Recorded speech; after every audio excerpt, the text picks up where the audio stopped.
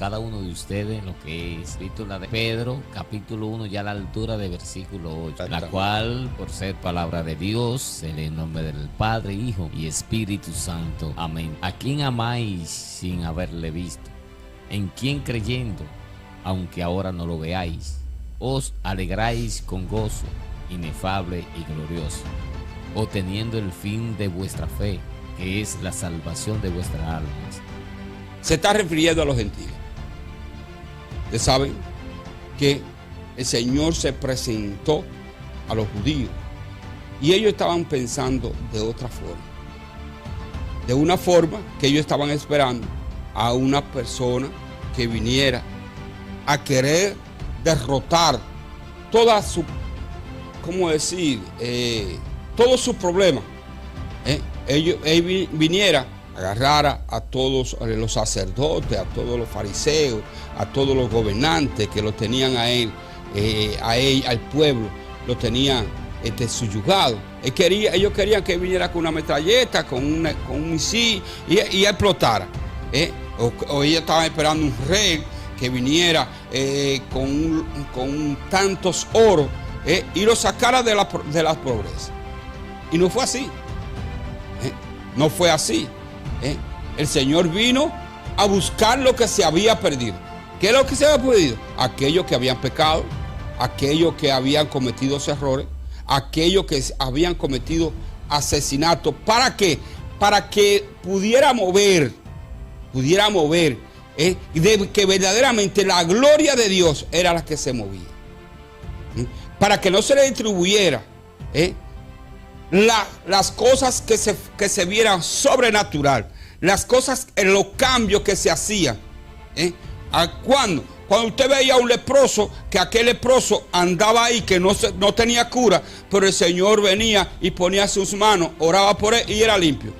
Ya se podía integrar. Esas son cosas que nosotros tenemos que llevarla a un sentido de que ese leproso se puede convertir en un asesinato.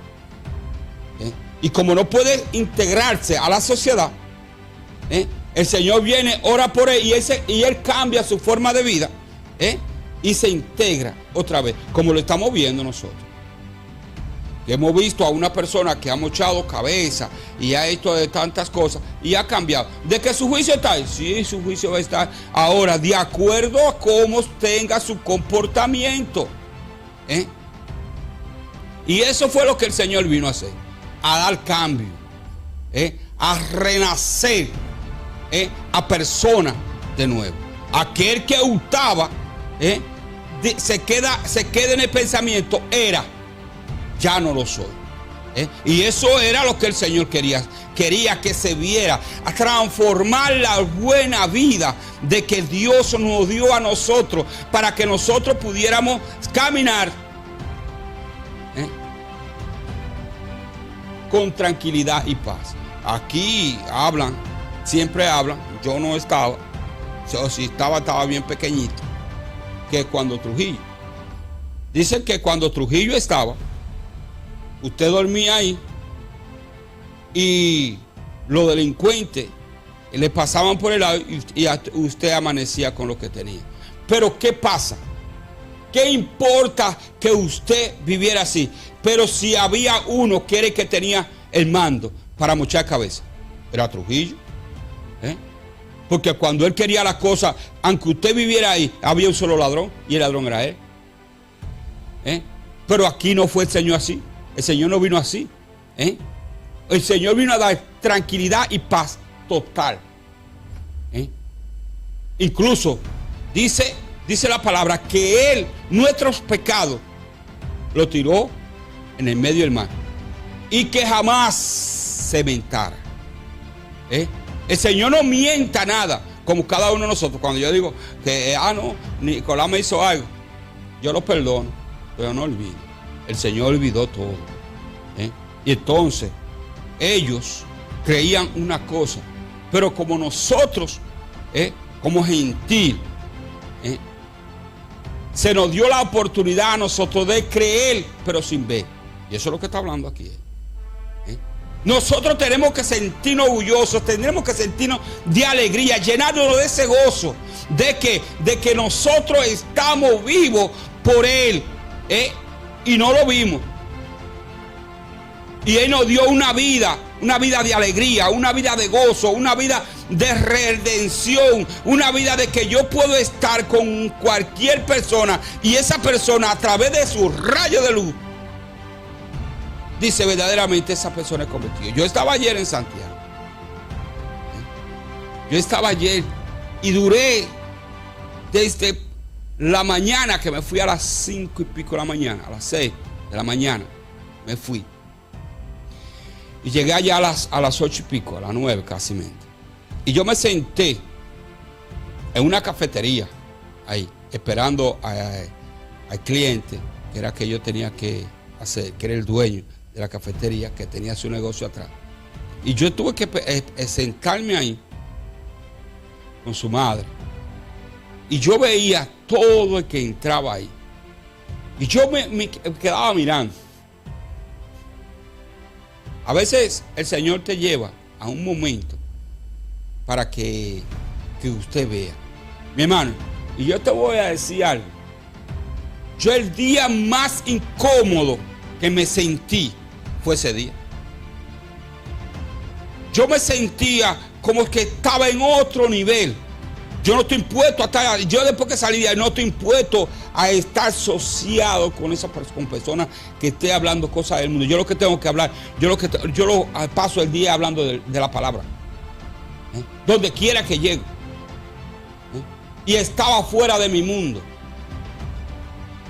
Pero esa persona que iba entrando, me decían, hubo uno que iba cruzando y me dice, pastor,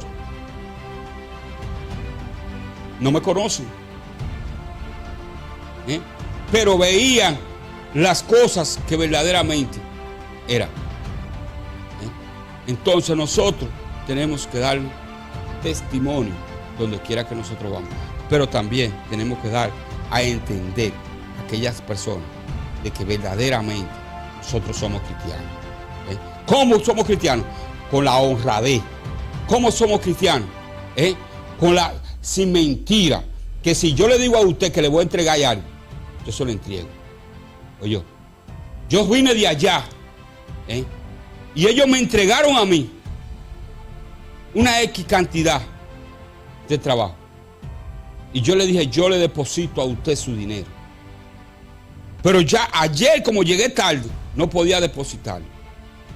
Pero ya yo hoy a las 5 de la mañana, a las 6 de la mañana, cuando me levanté, ya yo le dejé ese mensaje. Dije, a las 9:30 yo estoy depositándole a usted su dinero. Porque eso es lo que me garantiza a mí como cristiano.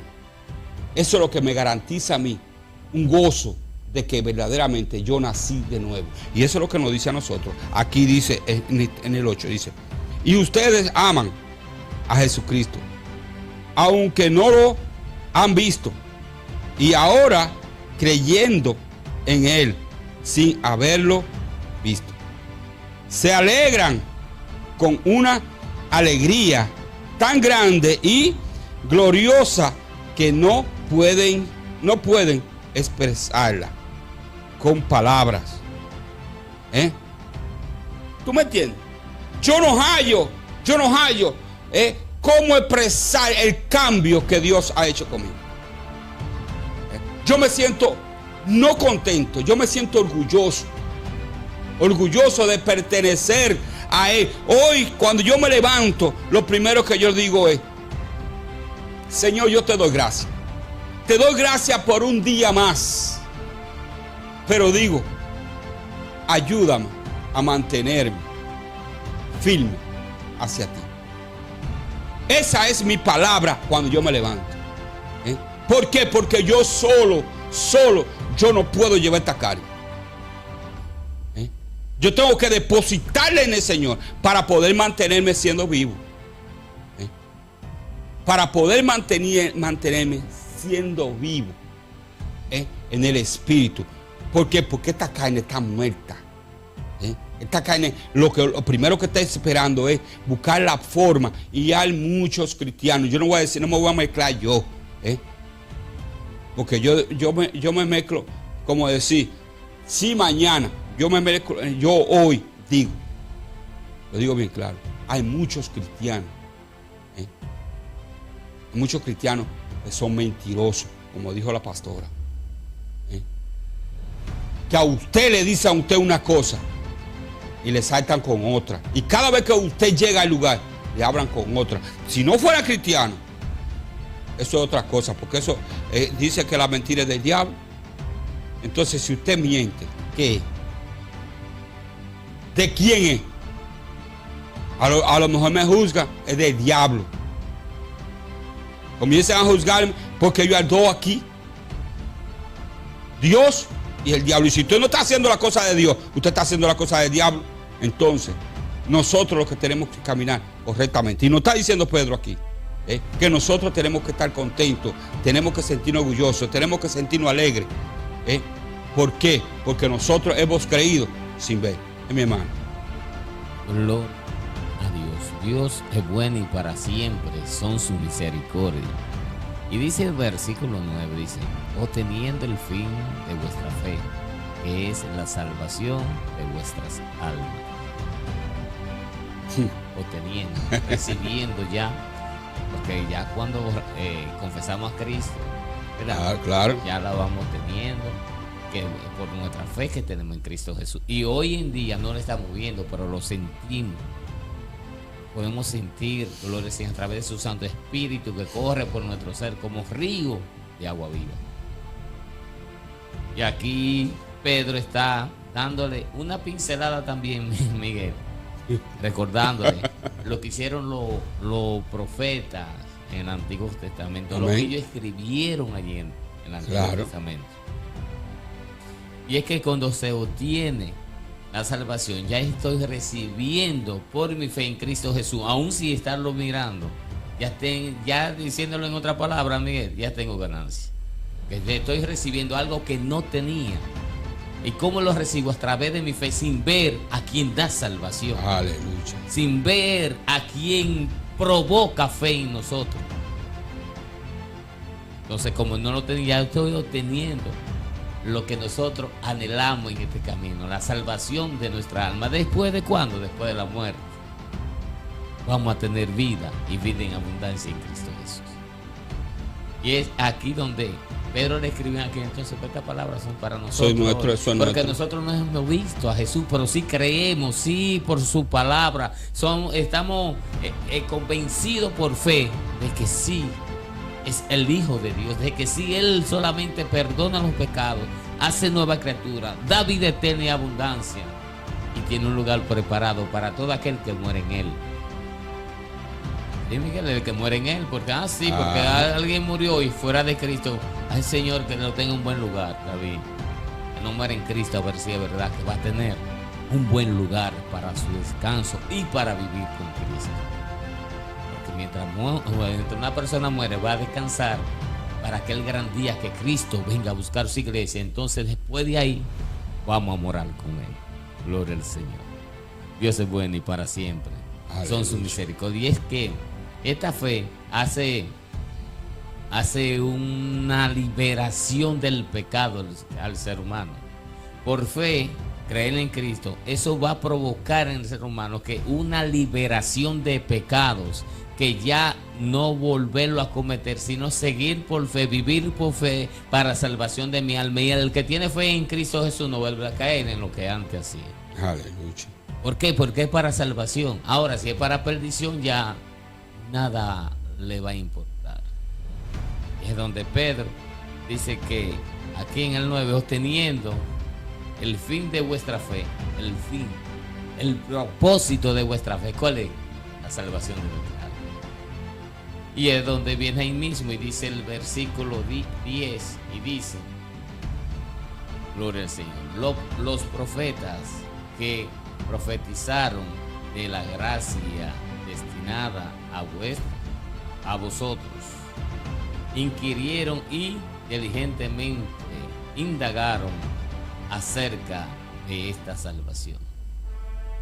Aquí este versículo, mientras estaba leyendo, me trajo a memoria una pincelada que se nos dio a nosotros, en la cual decía obedecer sin entender.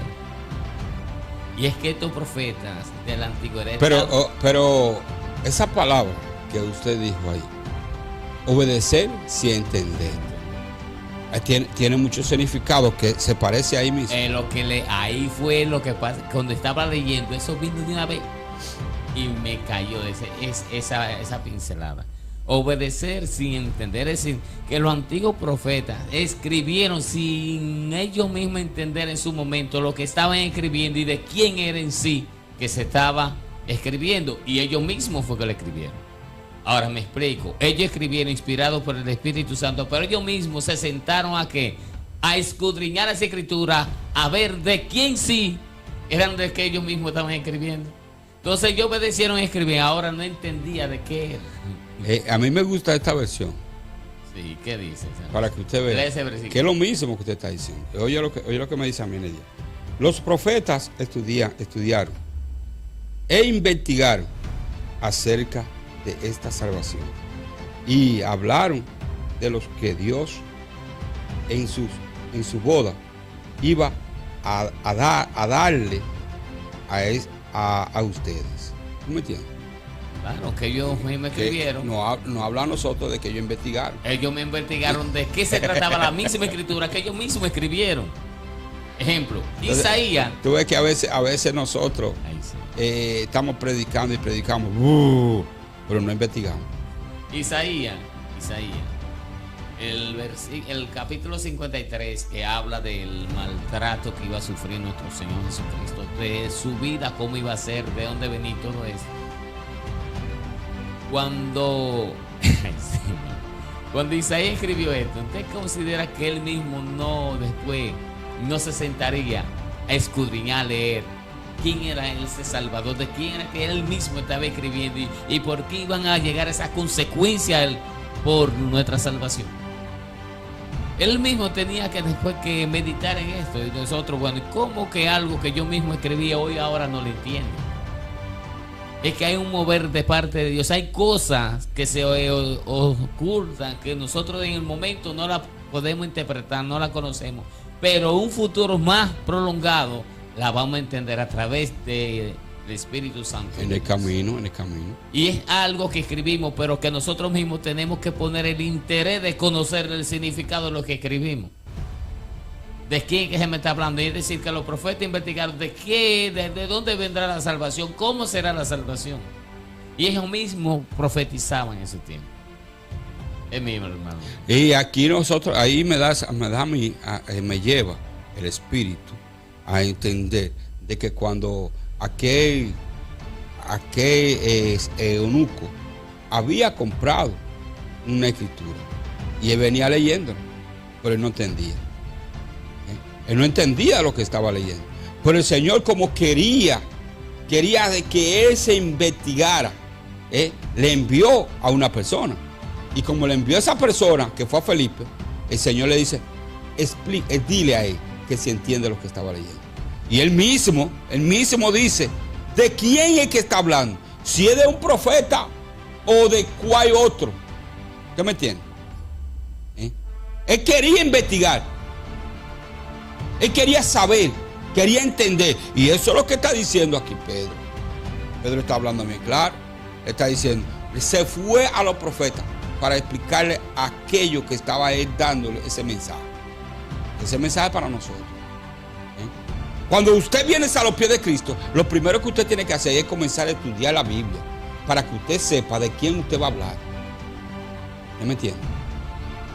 Entonces estudia la Biblia y usted sabe que a Jesús fue aquel hombre que hizo todos los milagros y que a través de todas esas cosas que hizo, fue crucificado. Entonces, quiere dejar dicho que usted también va a ser crucificado. ¿Con qué? Que le van a decir que usted está hablando mentira. En un día dado lo van a acusar de que usted hurtó algo sin hurtarlo. Pero el Señor te dice a ti, bien claro, gózate cuando hablen de ti mintiendo. Tú tienes que estar seguro de lo que tú estás. Para tú gozarte, tú tienes que estar seguro. Entonces, ¿cómo tú haces todo eso? Cuando tú comienzas a investigarte. te investiga la palabra, como nosotros ahora mismo. Aquí nos está diciendo a nosotros que nosotros tenemos que escudriñar. Él no nos está diciendo maná. Él nos está diciendo a nosotros, ustedes quieren conocer de Jesús, sigan escudriñando. Para que ustedes puedan darle una lectura buena a aquella persona que le está escuchando. Eso es lo único que nos manda. Él le dice, hubieron profetas que escribieron toda esta escritura, pero ellos mismos comenzaron a investigar. Eso lo dice.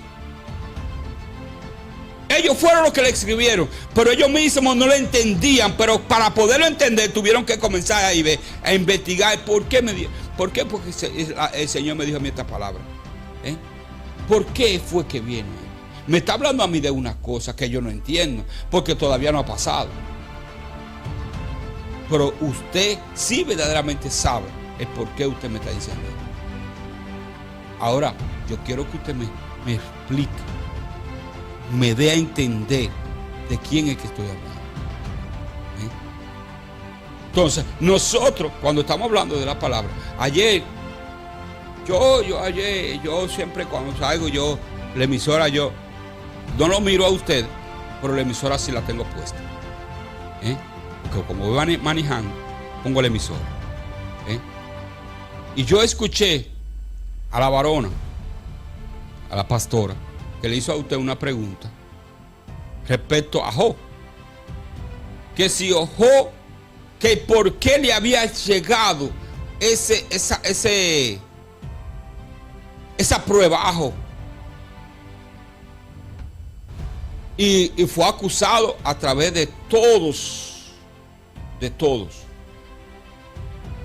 Fue acusado de todos aquellos que fueron sus amigos, que iban allá. Porque nosotros tenemos que entender de que Job era el comandante, era el mero de ese lugar.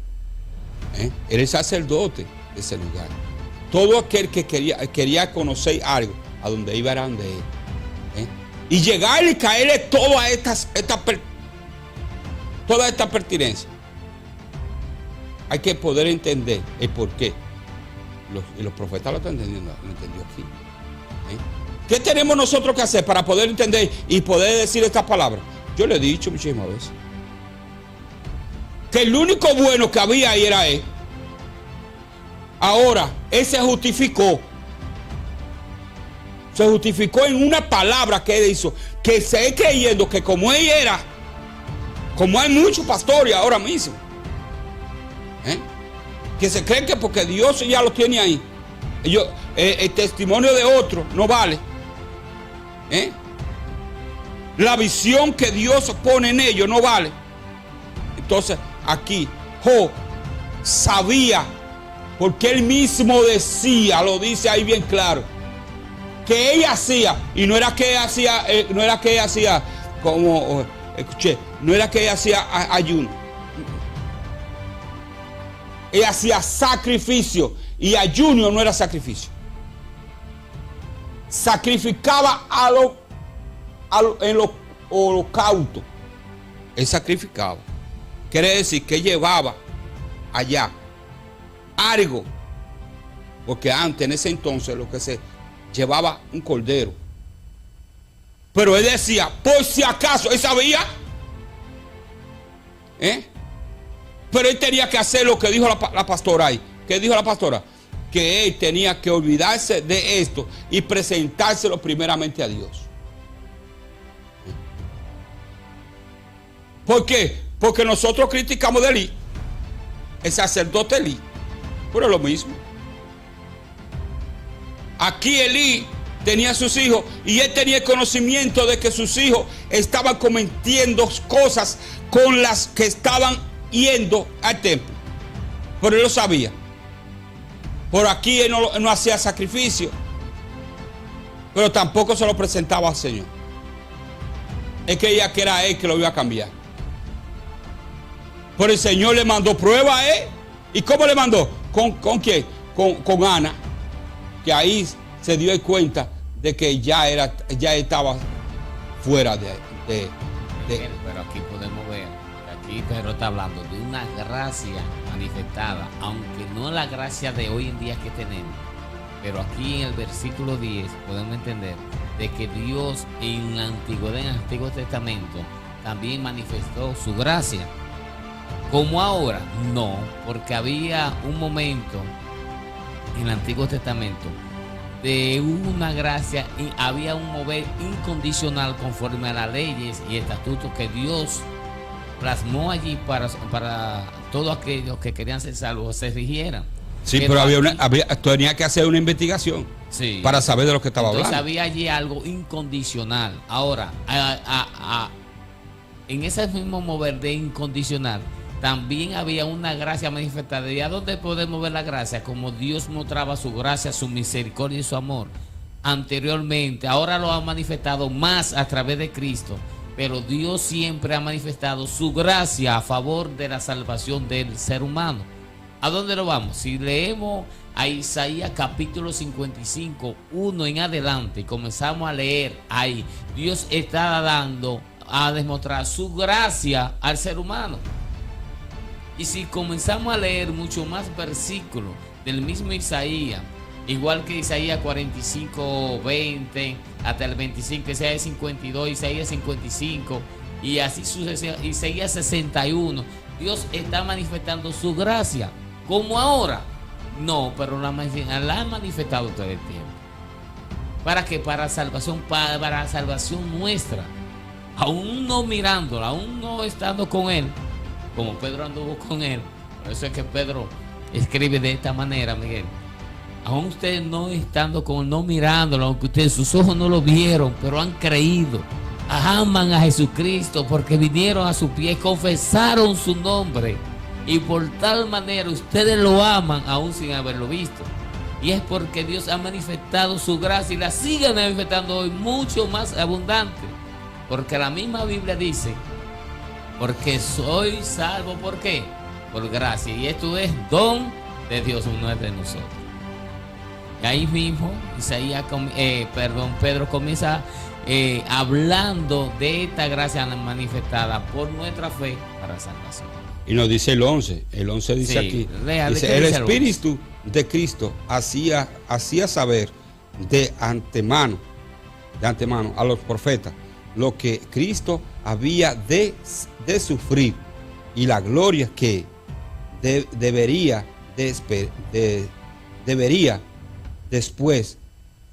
Y ellos trataban de descubrir el tiempo y las circunstancias que señalaba ese espíritu que estaba en ellos.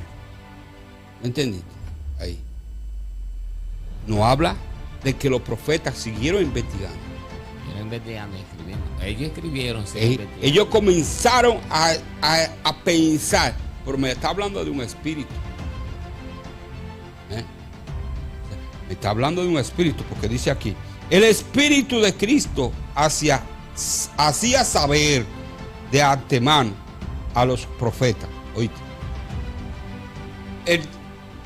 Todos conocemos de que, porque aquí nosotros hablamos, siempre dice que el Espíritu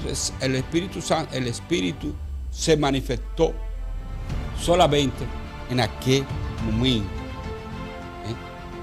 En aquel momento. ¿Cuándo? En aquel Pentecostés. No, viene moviéndose desde allá, porque aquí él está hablando de los profetas. Viene moviéndose allá. Dice que ellos investigaron